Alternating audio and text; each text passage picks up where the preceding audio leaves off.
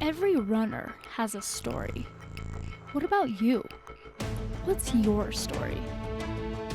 Running isn't easy. We've all overcome struggles to get to where we are. Maybe you're struggling now. What is it that stands in your way of reaching your full potential as a runner? And are you willing to do what it takes to get there? If you're not sure, listen to this story about how this runner overcame an obstacle that seemed absolutely impossible. And remember, if they can do it, you can do it too. What are your running goals? Do you need help recovering from a running injury? Do you need help developing a training plan? Maybe you've never ran before and you just want to get started. Let us help you reach that big goal of yours. Here at Body Smart, we help runners maximize their performance and stay on the road. To learn more, ask questions, or to set up your first free appointment, go to bodysmartutah.com or call us at 801-479-4471.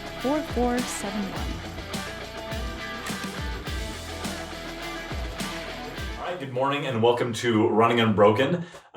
Today we've got Jordan Roe here. He's got an awesome story to tell us, so look forward to hearing that. I'm Mark and this is Melody. Thanks for joining us today. So just to get started, let us kind of give us an overview of what got you into running. Who introduced you, how you came into that, just kind of your overall story. Let's dive in. Well, currently I guess I'm kind of a trail runner now, but my story didn't start on the trails. It was definitely kind of a different story, and in fact, it kind of goes back to when I was playing football in high school. Trying to get in shape. So when we go run the mile, I'd be ready for that. And I found that I enjoyed it. I was a bigger guy, but we'd go run and I was like, man, everyone else is dying, but I kind of have fun when I run, So I'd find myself going out late at night, all my homework was done and I'd go run around this track that was by my house. Sneaking in a run. I know, right? Sneaking in a run. Mom, I'm just going to hang out with friends. That's all. That's the worst you're doing. We're in good shape, right? I'm sure she thought that was okay. But anyways, yeah, I'd go run. I grew up in Far West, and there's this track by the Far West City building, and Far West, Utah. Anyways, I'd go run around it, and I thought, 4 laps around it was probably a mile, and I didn't even know. I'd just go run.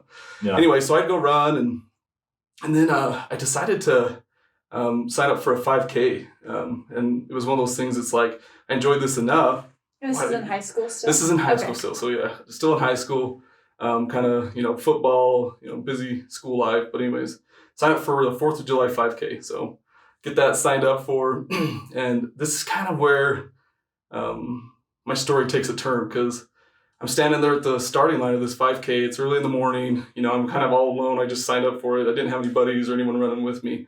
And I'm standing there, and these 2 people I knew, it was actually mom and daughter. The daughter turns to the mom, and she didn't think I could hear her, but I did, obviously. She looks at him, she looks at her mom and says, can he even run a mile? And I was like, what? Did I just hear that right? And I just remember thinking, really?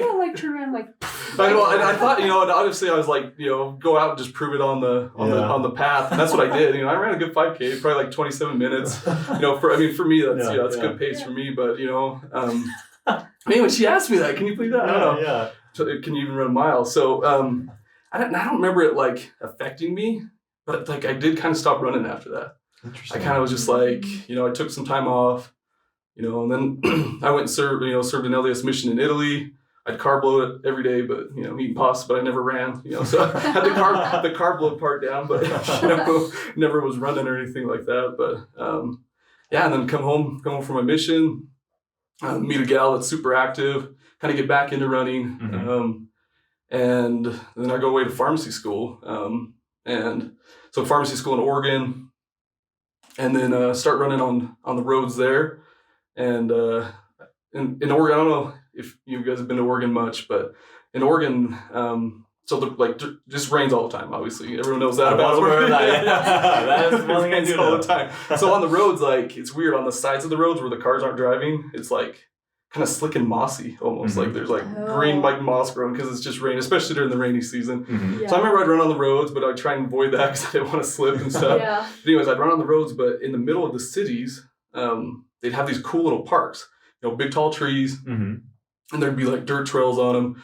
and I'd be like, I plan my runs around like getting to one of those trails and running in the dirt. Yeah. So this is kind of like my birth story into like trail running. Because like the origin story. the origin story. Because like I would like so excited just to get to that dirt and just run around in the dirt. And I just remember I'd go around in these parks like round and round and round and round. And I'd do it to like burn off steam from, pharmacy school, all the studying, I'd get all my studying done and be like midnight. It's time to go running. Sneaking out again. Sneaking out again. Well, I'm just curious, yeah. you're married at this point? Do you have kids at this point? So married, don't have a kid yet. Okay. So just, studying. My wife get home from work. She supported me, through pharmacy school. She'd get home from work. We'd eat dinner. She'd go to bed. She got up a lot earlier than I. I'd study and put books away and put my running shoes on and go run. Awesome. Yeah. So, anyways, that's kind of like my start. I mean, as you can kind of see, like it started off as like I just kind of ran. I didn't know really what I was doing. Uh-huh. To like started to pick up like a style I liked. Trail running. Mm-hmm. And then I'd find guys like Cameron Haynes, which nobody There you cares. go. Work harder. Yeah. If you don't know Cameron Haynes, gotta go look him up. Anyways, a lot of inspiration. He's actually from Oregon, so that was kind of a cool thing. So I started getting serious about running. Back in Utah, my uncle, his name's Jeff Galloway. He's not the Jeff Galloway, but he calls himself the Jeff Galloway, which is kind of cool. Anyways, whenever he signs up for races, so he's a runner too. He's actually an ultra runner. Awesome. Whenever he signs up for races, people are always being like, "Oh, Jeff Galloway's coming to our race," and it's like, "Oh, he's a lot younger," and then they realize it's not the Jeff Galloway. Anyways, so he's ran 100. He's ran the Wasatch and a few other things. So I'd watch him do these runs, and I was like, man, I want to do that. Like he's running on trails. Yeah. I was like, man, I want to do that. So thinking about pharmacy school, thinking about the end, I'm like, I'm gonna get to Utah. I'm gonna run. So let's see. So summer 2017, I graduated pharmacy school. We moved back to Utah. Mm-hmm. And this is where the story kind of really gets good, So I've kind of gotten over, kind of some doubters, some people that, thought, hey, you can even run a mile, And more. Yeah. And more. Yeah. So I'm in Oregon, actually in Oregon, I ran my first 10K, sub 1 hour 10K. So Awesome. I was getting Nice. fast, So I'm thinking, I'm going to get back to Utah. I'm going to run some trail races. I'm going to run with my uncle. We buy a house in North Ogden. We're fixing it up. Mm-hmm. And as we're fixing it up, I had a big box of mudding cement. Mm-hmm. And I went to go throw it out onto a pile of garbage we had out on the back deck. And as I did, I went to throw it. And I had my hand on the railing. And I throw this box. And it was heavy. And I just pushed, and the railing just gave way. So here I am, just graduated pharmacy school. Just bought our first home. Actually had a kid at this point. Everything was going for me. Getting ready to take my boards, actually. I hadn't taken my boards yet. Pharmacy boards. And I just watched myself fall off this deck. And below is concrete. It goes down to a driveway. Was it like slow motion? It was slow As motion. You felt like, is this really happening to me? It didn't feel real. It Wow. was just bizarre. And I just remember Whoa. thinking, I've never done something this dumb. How did this just happen? I remember thinking that thought. How did I just fall? And so I watched this railing give way, and I'm going down, and all I could remember was just pump back. I didn't want to hit my head, go end over and hit my head. Yeah. Obviously, my head's important as a pharmacist. Yes, you need that. I gotta hear. They say. Yeah, You can see the heads. I need my head. I need people know if drugs are right. Anyways, I just remember kind of pumping back. So I remember I hit first. I don't know if I hit first with my hands or if I hit first with my leg, but I just remember I hit, and I kind of rolled over to my back, and I watched my leg come up in front of me, and it just kind of flopped. And I was like, what in the world? So anyways, I ended up having a tib-fib compound fracture. And I got to show you guys these pictures because it's kind of crazy. So anyways, this is me laying there in the garbage pile of all the stuff we just thrown. Oh my god! That is gnarly! Anyways, you can see It looks both like that is certainly a compound dummy fracture. wave. It doesn't even look real. Yeah. Anyways. Sure, you're on like a stunt man. There's a prop right here. Wow. So here's a picture of the that's a X-ray. picture. So, Oh wow. so you can see So basically, your foot fell off. yeah, it wasn't connected. Yeah. I tore all kinds of ligaments and muscles, and Wow.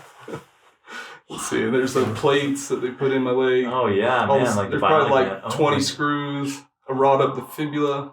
played down the tibia. Yeah.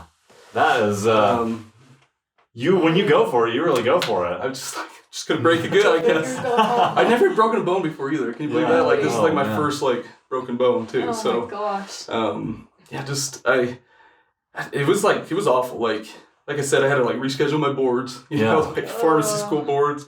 And not to mention, like, I was, like, running, like, and I loved it. Like, Yeah. and, you know, I just got back to elevation, so I felt like I was just kind of getting used to in Oregon, and that was the best. You could just run for days because it was like probably amazing. that elevation was like sea level, you know.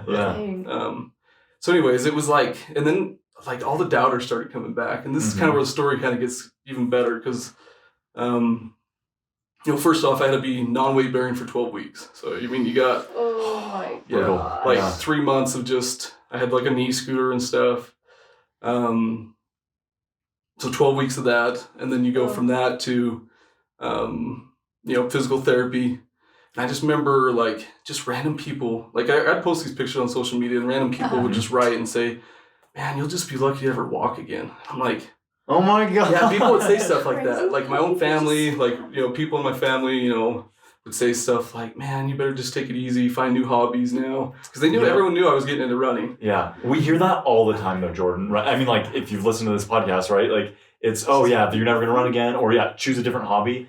And that's what people come in here all the time. They're like, yeah, my doctor said I'm done with running. And yeah, it's that message you get. Oh, your body's broken. You can't do it. And so, keep going. And it's just like, and it was hard, you know. Like, I remember just having like a breakdown. I'm in my wheelchair. We actually hadn't quite moved into my house now. I think about it. So we're still living in my parents' house. The transition to get into my house. I'm like in my parents' basement on this wheelchair. And I just look at my wife and I just start like bawling. Like, I'm just like crying.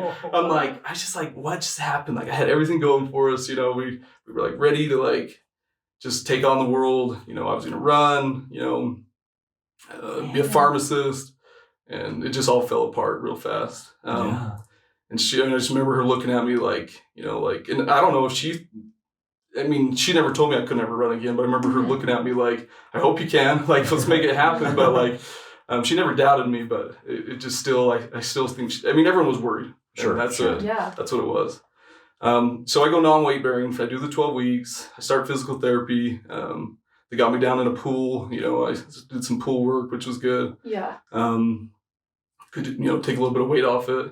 I remember it was like middle of October, and, you know, some of those doubts still going through my mind, and I'm like, I gotta run a mile again. I gotta just like prove to everyone, and this is kind of where I've learned since. I gotta prove to everyone I can run, like I can still do it. And I went out, I ran a mile. It was so awkward. Like, I just remember feeling like these are my legs. Like, this one has lost, you know, my left leg, which is the one that broke, lost so much muscle. My right leg was just overworked and tired. Not to mention, I forgot to tell everyone, I hurt my wrist really bad. So it was really hard to like stand up. So like, it's still, even after like the non-weight bearing, my wrists were still like sprained, and I had what was called a gloving injury on the other knee, where like the skin tore and like all the ligaments tore off the knee, and like that, it just like, so I guess they call it like degloving or something. Like, anyways, it was awful. So anyways, this hurt more than this, like, some days. So trying to get up and walk like still took so long. Trying to get this to rehab, and so anyways, where was I at? So I run the mile, and it just felt awkward, and I just remember like it was such a slow pace, like, and I was just so mad. I was just like, I was fast. I was like, what happened? You know, fast for me, and I did it. I did it. And then since then, you know, I went. Let's see, that was 2017. 2019, I ran my first race again. Awesome. 2000. And then last year, 2020, I ran my first ultra. And it wasn't a huge ultra. It was a 28 mile, so barely an ultra. There you go. Right around 7 hours. Heck yeah. But I did it. And you know what? I still get looks. You know, I'll be running on the trail. I'm, you know, bigger guy. I'll get looks of people like, what's this guy doing? Like, he's up here running. And I guess that's what my message is like, you shouldn't be running for anyone else. And, you know, the people, the starting line of my 5K, all those people telling me like, hey, you're never going to run, or you're never going to walk again, right? You know, I wanted to go out there and prove to them I could. And in my mind, that was the wrong thing. It was like, I needed to just do it for myself. Like, you know, running with anger, you know, maybe got me going in the beginning, but like, it wasn't the right way to be running. Yeah. And now I just have a blast running. It's so much fun. Like I said, always trails. Never road anymore. I'm done with that road stuff. Yeah. But that's kind of my story. That's it. Yeah. I love it. So I have a lot of questions. Yeah. And I Yeah, shoot 'em. Yeah. So many. Yeah. I hope it's okay if we kind of bounce around in this story. Yeah. But I kind of want to go back to the actual story. So I have a lot of questions with. So after you fall off the deck and you see your broken foot, what happens after that? Does your wife come out? So and she's like, so we were there doing some renovations. She was actually inside painting, and but she was like in the house, like far in the house. Oh gosh. So I'm laying there. I don't even remember if I had my cell phone in my pocket or what. But I just remember laying there and I just start yelling help, like help, help, like just over and over and over again. Yeah. My wife to this day says she didn't remember hearing me. She just, I don't know if you guys are religious or not, but she just had a feeling like, someone speaking to her, go outside and find Jordan. He's outside. Which she was like, why is he outside? He shouldn't be outside. He was supposed to be inside doing this. I was supposed to be doing something else. I wasn't supposed to be like throwing stuff over the deck. We had a carpet coming soon, and I was supposed to be finishing up something so they could bring the carpet in. So moral of the story. Yeah, listen to your wife. Always, guys. Listen to your wife. She's right. So, anyways, I started yelling help, and she came out, and this is actually a good part of the story. So she's like, "Oh crap!" So she called my mom, which I'm trying to think. Why didn't she should have called 911 first? But she called my mom.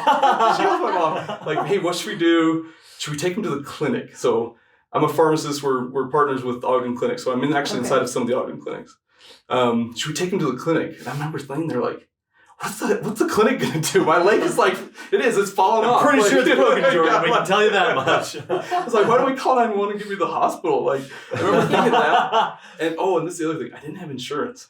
Oh my God. Because I just moved from Oregon. I actually was on medicated in Oregon. College student, poor college student. I took advantage of that. Yeah. I'm on medicated in Oregon, and then I'm like not hired yet as a pharmacist. So like, we weren't sure how that was going to happen. So I'm like, crap, what are we going to do? Yeah. So anyway, so that's what we were thinking. Like, maybe go to the clinics. One of the doctors we know can help me out. But I'm like, what are they going to do? Like, yeah. So anyways, they come to their senses. They finally call 911. I think my mom hadn't even got there before they called 911. I don't even remember now. It's such a blur at this point. But anyways, maybe they called 911 before my mom got there. But anyways, my mom comes over. My wife's standing there. EMTs show up. They give me morphine. And I just remember getting in the ambulance, and I was like in and out of consciousness. I had to have been in and out of consciousness because I don't really remember some parts of it. So I must have been like passing out because of the pain. That's what I was going to ask. Do you remember the pain, or was it just the pain was delayed? Pain was very delayed. Shock definitely kicked in at first. So first off, I watched my leg flopping, and I know I should be in pain, but I didn't feel anything yet. So my leg was like, and then I lay down. I just remember like thinking like, don't move it. And it didn't hurt yet. I'm in shock. I just remember my wife comes out. She's like, oh my gosh. I'm like, it doesn't hurt. It's broken though, right? And she's like, yeah, it's broken. I'm like, okay. So, and it probably didn't hurt until like the EMT showed up, and I knew I was getting help, and I could start to feel like a little calmer, I guess. Sure. That's when the pain set in, and I just remember thinking like, what is this pain? Like, it was insane amount of pain. Yeah. Wow, isn't that fascinating how our bodies do that? Yeah. Like, I needed that like to get out of that. I mean, if I was immediately in pain, like, I don't know, it would have been insane. Like, I was able to kind of keep my wits about me and like kick into that fight or flight mode. Yeah. And be like, I'm okay, like. Just call 911. Don't call the clinic. Don't take me to the clinic. They were gonna load me up in the van and take me to the clinic. I'm like, no, please. Like, who's gonna lift me? I'm not gonna be able to get up. Well, good thing you were still there, like consciously. Yeah. So I could talk him out of that. You just need to stand on that leg real quick. Just a couple seconds. Oh wow! Oh my goodness, that is just so crazy. Yeah. So, go ahead. Oh no, you're good. Yeah. Okay. So when did you feel like? I guess, when did you first think, okay, I'm totally going to keep running? Did you ever have any doubt in your mind? Oh, I totally doubted it. I just remember thinking like, I don't know, a lot of my running I do for hunting. I like to bow hunt. In fact, that's part of it. My uncle Jeff Galloway, he hunts too. So anyways, chasing him around on the mountain always, he kicks my butt, chasing him around. So I remember thinking, I'm running to hunt. So anyways, that was actually my biggest thought is I had 3 hunts coming up that fall. I was just like, you can road hunt, right? You can just get out of the truck and shoot something, right? You know, in my mind, I'm trying to think of like how I can make this happen. So anyways, I didn't think I was going to run or walk like come that fall. Yeah. And it probably wasn't, and honestly, it might've been that morning, in October that I decided to run that mile. It might've been that morning that I decided to run again, because I remember thinking like too, like I'm probably not going to run. Like this is going to be a long, probably year rehab. And it's weird. All of a sudden, people start coming out of the woodworks who've had tib-fib compound fractures. Like you start hearing all these stories of people who broke it. Like older people, like if they step weird on like stairs and then like turn their body, like sometimes they'll break that. Like it just kind of shears those 2 bones. So anyways, I start talking to a lot of people who've had the same fracture, and they're like, oh, I still deal with swelling and pain. Like it's been years. And I'm like, oh, great. You know, like, so anyways, I heard a lot of those stories. So did right these after. stories like get into your head and made you think that you wouldn't be able to run again? Yeah. And especially because when you look at my leg, it was like 4 times the size as my other leg. And I remember just thinking like, you know, I saw where those bones come out, and I could tell like it messed with the muscle right there. Yeah. And I just remember thinking like, yeah, like this leg's done. Like it's just constantly swelling, constantly in pain. There's no way this leg will ever take me up a trail again. So I remember thinking those kind of thoughts.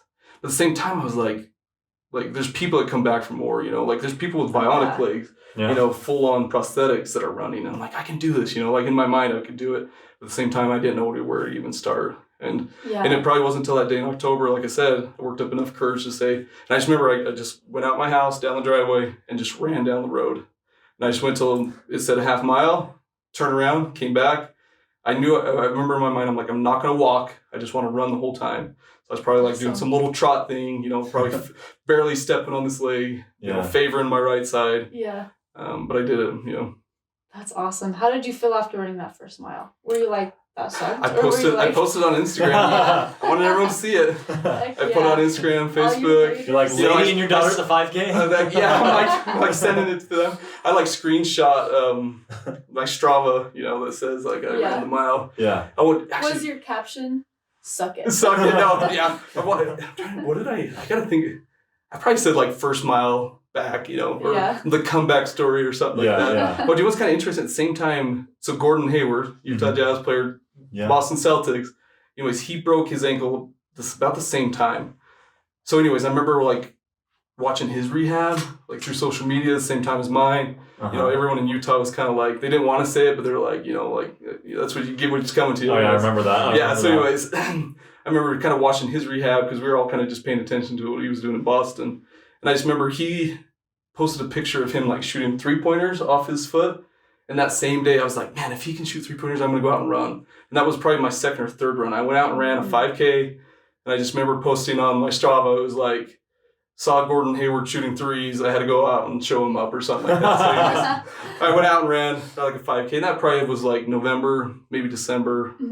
I remember it was a warmer day, you know, probably a warm November day. But from there, just kind of each day I found ways to, these were all road runs again too, which is kind of funny. I didn't dare go on the trail yet. Yeah. So anyways, because I remember thinking like the unevenness, that's not going to be good. But I'm trying to think, probably when I got back on the trail, probably after the snow had melted in April, I probably decided to try the trail again and just started going from there. You just kind of worked it out. Yeah. What helped you make that switch from like the road to the trail? You're just going to like, I'm going to do it. Well, and I remember I always, so cold water, I run a lot in cold water.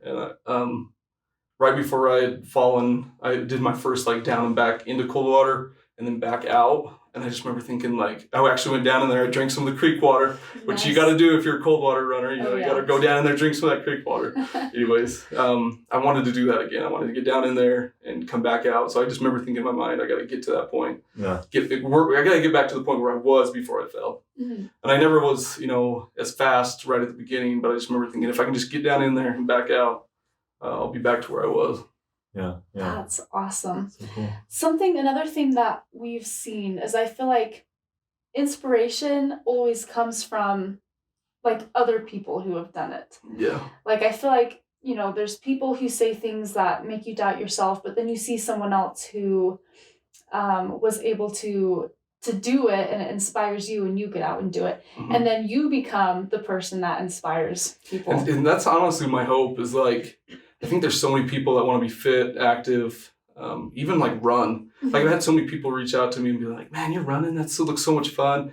And it is. Trail running's fun. Like you guys know, like it's like, road running is monotonous. Anyone that runs on a road for the first time is like, what am I doing out here? You put that point in your mind and you look down there, you're like, I'm gonna run to there, and it's just so far away. But on a trail, it's always changing up. You can kind of run slow. No one's gonna judge you for it because you're running uphill, right? Right. So anyways, I kind of think of that, like people that want to get into running need to realize like everyone is a runner. And shame on that gal that's looked at me, looked at her mom and said, can he even run a mile? Because like everyone's a runner and we all have the ability to run, and you shouldn't be afraid to. Your knees, like everyone's like, you're gonna ruin your knees, and I'm like, no, like my knees have never felt better. Like I feel good. No.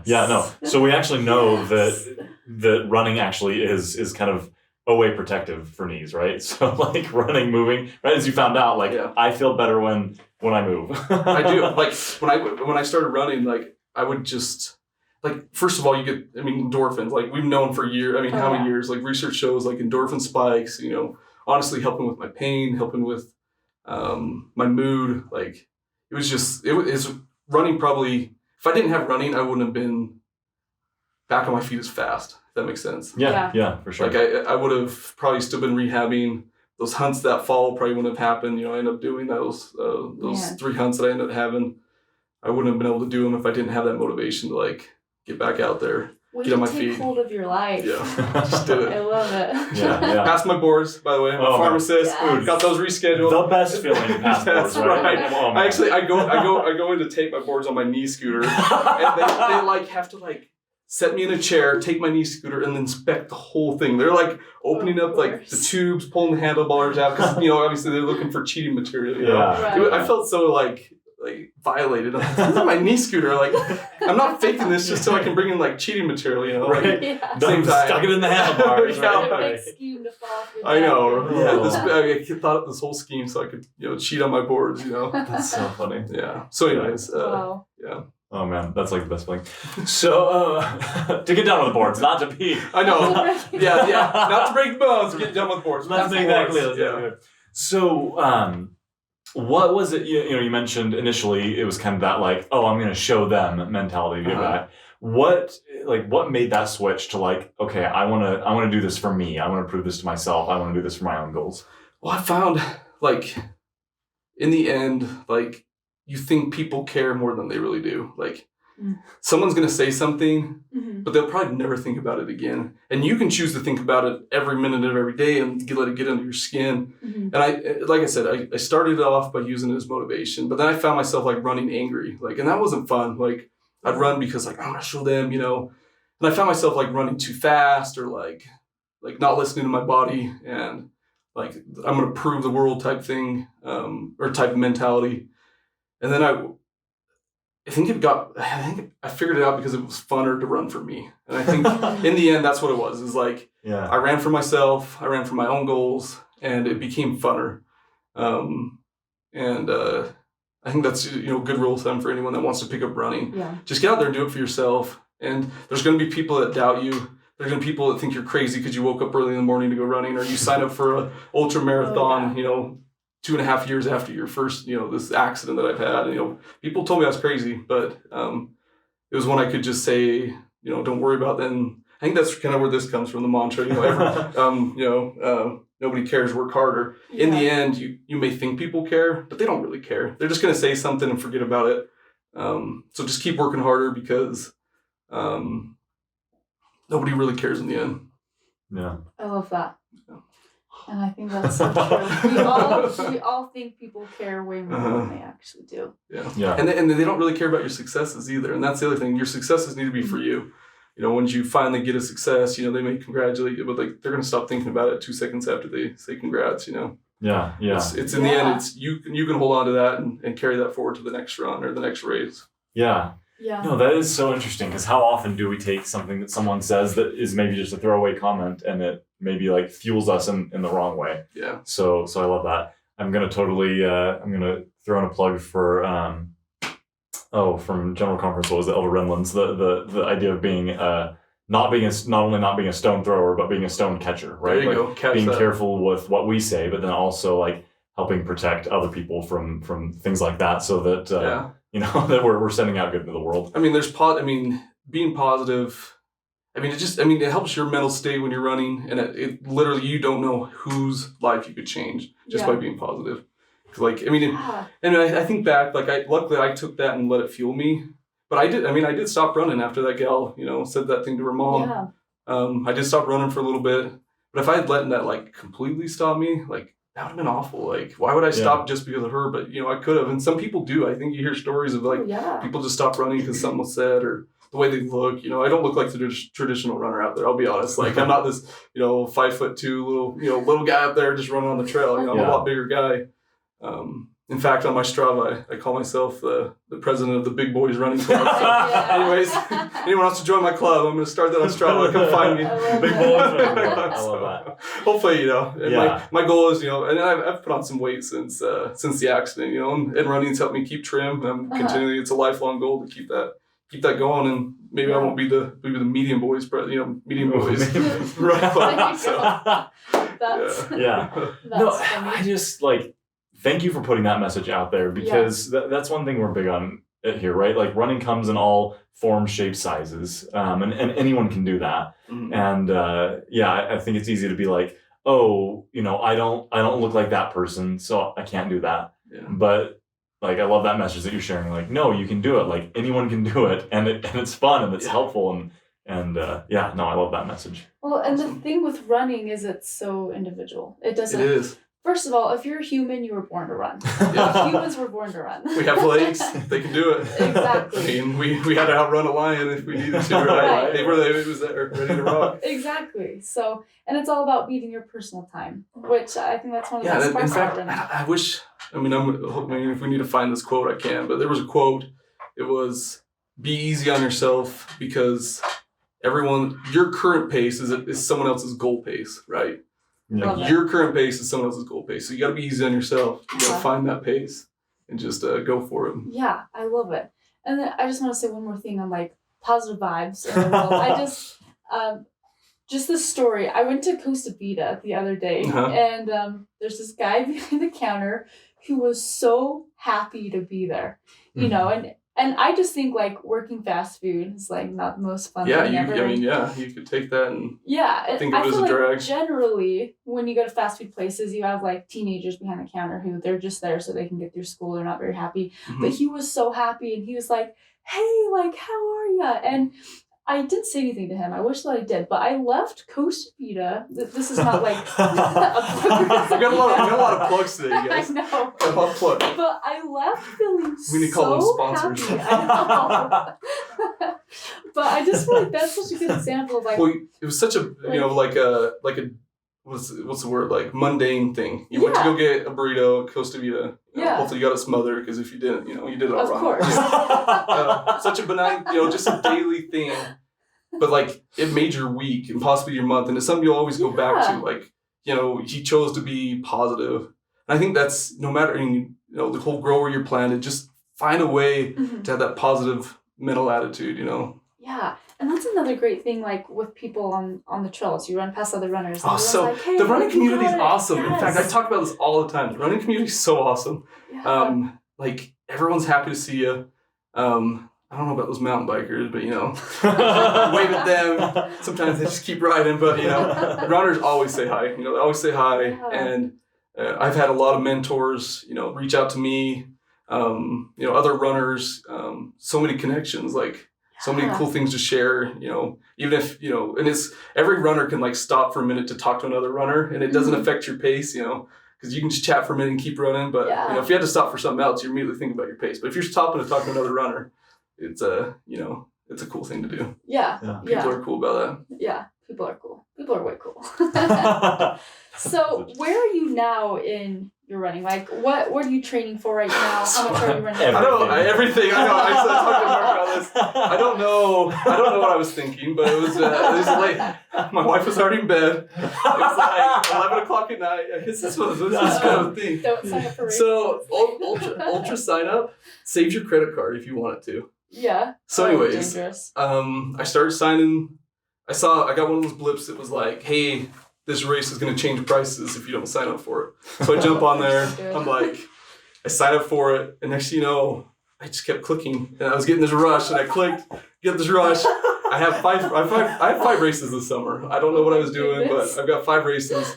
Longest is a marathon. I didn't do anything longer than a marathon, but they're all about a month apart, so it worked out. But Nice. it's gonna be a busy summer. My wife's gonna hate me by probably the second or third one. She showed, how many balloons can she bring to the finish line? So I don't know. We'll see. She's gonna revoke your evening computer privileges. Yeah. She's like, you're done. You're done with that computer. No more signing up for races. But anyways, yeah. So 5 races. So I don't know. You want me to list them? I guess. Yeah. So I start off with the Coldwater Traverse. That's actually this weekend. Oh, yeah? Tomorrow morning. Yeah. Oh my heck, tomorrow morning. Gotta go pick up my packet today. Anyways, Coldwater Traverse. Next week I'm doing the 10th half. Let's see, a month after that is the Speed Goat. Short course, not the full course. Yeah. That's that full course, man. It'll take runners that think they know what they're doing and put them flat on their backs. Like, I've heard that race is insane. Next year, right? Yeah, next year. It's like, if I remember right, it's like 16,000 feet over a marathon, like of elevation gain. The short course is only the 18K. No, it's 25K, 18 miles. That's what it is, 25K, 18 miles. Okay. But you only climb, I say only, but it's like 5,000 feet over the 18K. So there'll be a lot of hiking that race. Yeah. So that's, let's see, that was in the Speed Goat. And then, actually, I might have got that backwards. Actually, I think it's the Logan Peak Ultra and then Speed Goat in July. So Logan Peak Ultra, I'm actually doing that again. So I guess it is an Ultra again, the 28 miler. And then the last race is the Skyline Mountain Marathon. I've always done the half marathon. This year I'm going to do the full marathon. Awesome. So, yeah. Skyline, I've heard good things. Yeah, it's a fun race. They do, Christensen, I just went blank on his first name. He puts on a good show. He does a good job. Yeah. Sweet. Yeah. You know, usually has like tacos at the end. Yeah. That's it. That's something to look forward to. Yeah. If we ain't talking tacos, I want to talk. Right? Yeah. Amen. Well, that's awesome. Good luck. Keep us updated on how it all goes. And we'll keep you posted. Yeah, for sure. Well, is there anything else you'd like to add to? No, I think that's it. I mean, honestly, just reiterate just find it for yourself, because in the end, that's all that's going to matter. Just really figure out what you want and just go out there and just do it. And you'll find yourself going further and longer and faster than you ever thought you could. Like, these bodies are amazing. Like, it's just crazy what they can do. And I never would have thought I'd been a runner, but I am. Here I am doing it. Yeah. I love it. Well, you're an inspiration Thanks, to me guys. and lots of people. Sure. That's awesome. Every time after we do these podcasts, I'm like, gotta get out there. Right? Like, let's go do it. Yeah. Fortunately, I gotta go to work, but maybe. Yeah. I guess I'm running tomorrow morning, right? Gonna go run a race. So. Yes, there you go. If people wanted to find you and follow you on Strava or Insta, where so can let's see. Strava is just under Jordan Roe. Instagram is the real Jordan Roe. So look for the Big Boys Running Club. I'll be there. I love that. So President of the Big Ones. So awesome. Awesome. Okay, cool. Check it out. Well, we're really happy to have you on. Thanks for sharing your guys. story. Appreciate it. That was awesome. Thanks for listening, and don't forget to like, comment, share, subscribe. Share this podcast with someone who you feel like needs it, and we'll catch you guys next week. Thanks for listening to Running Unbroken. Don't forget to follow us on Facebook and Instagram, and reach out if you or someone you know has a story to share.